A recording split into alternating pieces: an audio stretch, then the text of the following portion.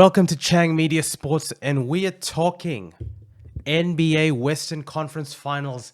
The Dallas Mavericks versus the Golden State Warriors. You heard right, the Dallas Mavericks.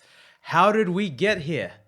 In the beginning of the season, could we have predicted in the Western Conference Finals that we would see the Dallas Mavericks taking on the Golden State Warriors? I bet if there were betting lines, you wouldn't see a lot of that. So let's preview this Western Conference Final. Before I begin, guys, please like, subscribe, support the channel. We are a new channel and we'll come out with a lot of NBA content. Wow. Luka Dondic, he's the man of the moment. And, you know, he is the engine that runs the Dallas Mavericks. So look, when I look at this series, they are legacy years that really cement a player's legacy. And the playoffs is when it happens. And there's no doubt that the player of the tournament or the playoff series, especially in the Western Conference, at least, has been Luka Dondic. He has been the engine room of the Dallas Mavericks and has really elevated this team into a threat. Could you think the Dallas Mavericks are one of four teams that could potentially win the NBA crown this year? So let's look. There are three main storylines that I see in this particular series that really determines who wins it. And the first storyline is the battle of the three guards. And what do I mean by this? Well, both teams have a three-guard combo that really does drive the majority of their scoring, and it's pretty fortuitous that, you know, the two top teams in the West would end up in this particular regard, having their scoring so guard-centric. So the Splash Brothers in the Golden State Warriors, you know, have Klay Thompson, who's back with a little bit of form, Steph Curry, who's just Steph Curry doing Steph Curry things, and the newest appointed Splash Brother in Jordan Poole, who has shown Jordan Poole has arrived. And in this playoffs, he really put a stamp on authority. And between those guys, you're looking at 20 points, 60 points between three of those Splash Brothers. They do it in a majority of different ways, predominantly, at least between the two major Splash Brothers with the three ball. But there's just so much dynamic guard scoring that it's really hard for opposing defenses to keep up. And the Dallas Mavericks rather, have been an amazing defensive team this year, and it's taken them all the way to the Western Conference Finals. You can't win purely on defense. They've got Dorian Finney-Smith, Reggie Bullock, who is an ex-Piston. I'm a Pistons fan, so we've always known that the guy can defend and shoot. They've got 3D shooters there, but the backcourt that we're talking about, that the Golden State Warriors presents shot creation problems that the Dallas Mavericks, over a period of 7 games, it's a Rubik's Cube, and I'm not too sure if they can necessarily solve it, much the less than they need to, you know, prevent the bleeding from these guys. But in the space for the Dallas Mavericks, they have, you know, the king of that three-headed beast in Luka Dondic, and he really is the engine room and the beginning and the end of that offense. And stepping up has been Jalen Brunson. And it's interesting, in the same way that Jordan Poole has stepped up for the for the Golden State Warriors in the playoffs, we've seen exactly the same for Jalen Brunson. And he stepped up in a really big way and alleviated some of the scoring load for the Dallas Mavericks. And in certain cases, taken over, especially in the first round. And this is an interesting bit. The first round, for the most of it, Luka Dondic was rested. And it's probably manifested itself in such a dominant performance that he had against the Suns, in that he hasn't necessarily played all the games. Look, Jalen Brunson did come to earth against the Phoenix Suns. It wasn't as efficient. It wasn't as explosive as he did in round one against the Utah Jazz. So it remains to be seen if he can keep that level there, but he needs to. Definitely, Luka cannot do this on his own against the Golden State Warriors, against this, you know, new Splash Brother Brigade. He needs help. And then you have Spencer Dinwiddie, who, out of all the three, amongst, you know, both the Golden State Warriors and the Dallas Mavericks, he's probably the least prolific from a scoring perspective, although he did kind of pop off in the last game. And when these guys are all firing their, scoring guards, good size, apart from maybe Jalen Brunson, and get their points efficiently. So it's gonna be a feast for their eyes. And to be honest, defensively, I see none of these guys being able to guard each other. I see all of them, and I mean it both ways. I don't see only Luka Dondic, getting all that he wants and snaking into the paint and getting into the rim. I see the same thing happening for Jordan Poole. I see the same thing happening for Steph Curry. I see Klay Thompson getting his looks, because defensively, I don't think these guys are going to be able to lock each other up. So really, the battle of the three guards, I think it's just going to be who shoots it more efficiently, and who's really being able to maintain it, because I think this is a game, or this is a series, however, where the offense will really win over defense. And it's really interesting because we might see some really high-scoring offensive games.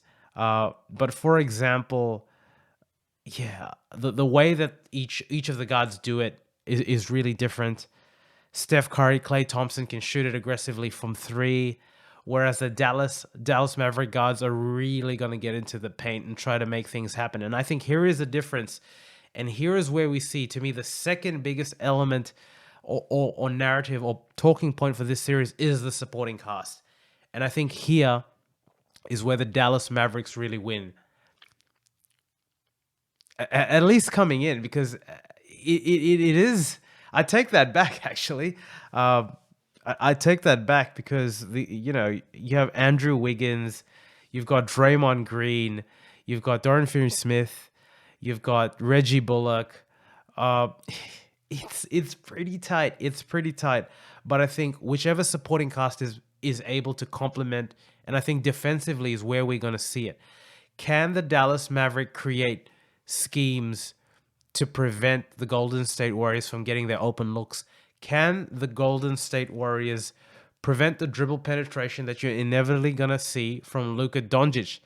And there is the final narrative that I have is really interesting, but the supporting cast really has a way to play here, because coming into this series, Dorian Finney-Smith, Reggie Bullock are shooting out of their minds. So I'm not too sure how scalable this is, but to have Luka Dondic, to have Jalen Brunson snake into the paint and operate and score at a strong level, they need those guys stretching the defense.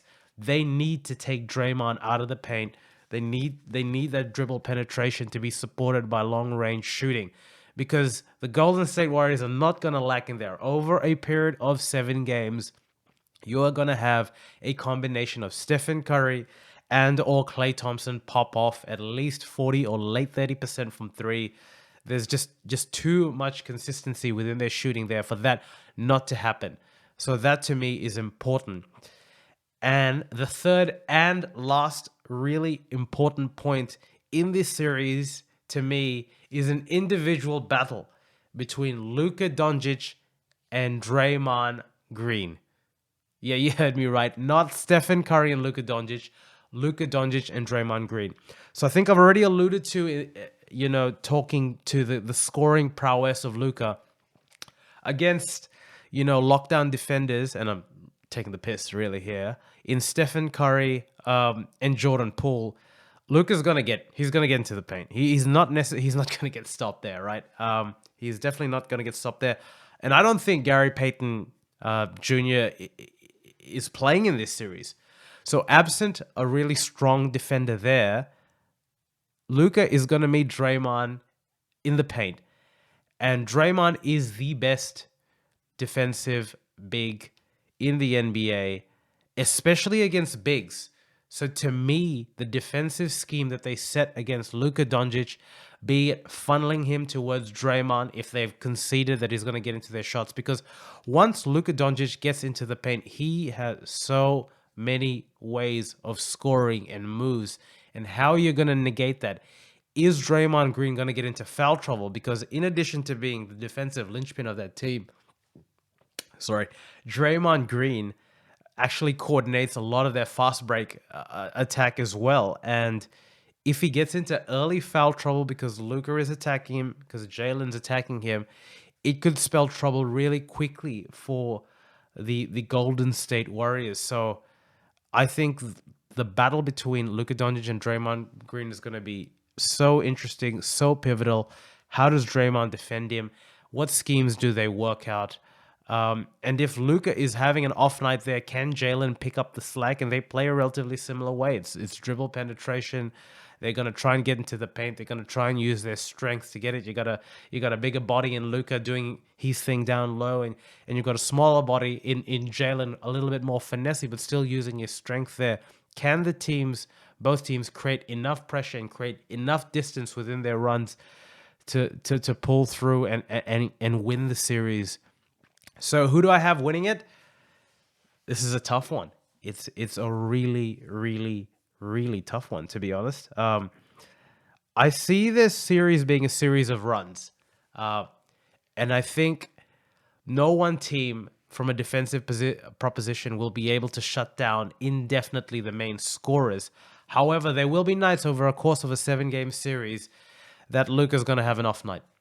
Now, can Jalen pick it up? That's the question. For the Golden State Warriors, there are going to be times when their main scorers are also not necessarily clicking at the same time.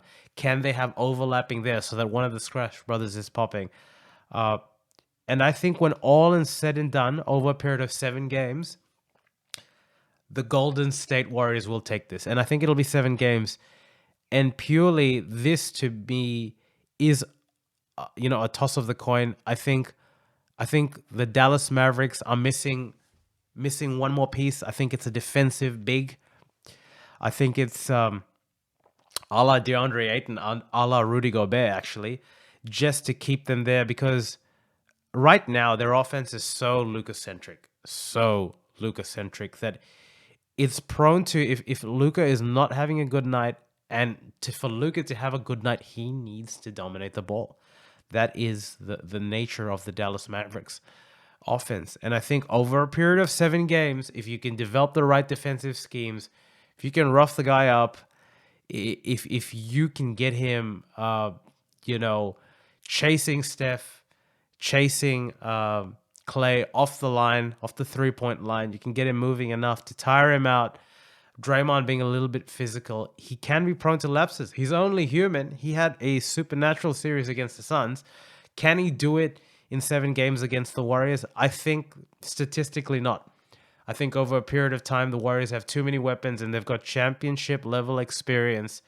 And that, combined with the fact that they have the scoring in addition to the defensive prowess of Draymond Green, Andrew Wiggins, they've got guys that have, gone through long playoff runs, and I think they'll be too good. I think Luka is ahead of schedule, probably needs 1 more year, a little bit more help in the front court, and then you're gonna see this guy really take off. Yes, I've got the Golden State Warriors winning the Western Conference Finals in 7. It's going to be back and forth. And funnily enough, I see this series being while I see it going in 7, I see the games not necessarily being tight, meaning that I think they'll not blowouts, but you'll see, 10, 15 points between them, because when a team clicks, I think defensively the other team is not necessarily going to have the chops to slow the other team down. So I see it ping-ponging back and forth. It'll be interesting. What do you guys think? That is my analysis of the Western Conference Finals. Do you think I've got it right? What do you think of Luka? What do you think of Steph? Who do you think will be the MVP of this particular series? Give the video a thumbs up, guys. Leave a comment below. Tell us, what do you think? Who is going to win? Who's going to be MVP? And we hope to see you soon.